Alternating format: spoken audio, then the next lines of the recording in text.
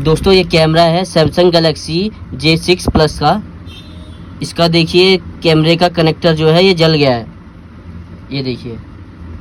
तो इसको हम कैसे रिपेयर करेंगे, तो दोस्तों हमें चाहिए एक 20 वाट का आयरन को ऐसे रख लेना है। तो दोस्तों हमने इस पर पेस्ट लगा लिया है इसके कनेक्टर पर। अब इसको थोड़ा हीट होने देंगे।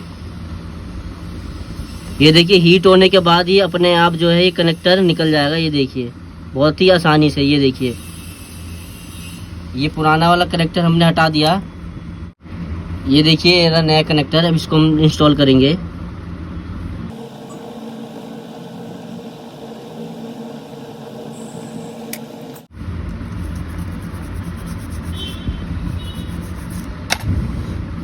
ये देखिए दोस्तों कितनी आसानी से हमने इसका कनेक्टर चेंज कर दिया।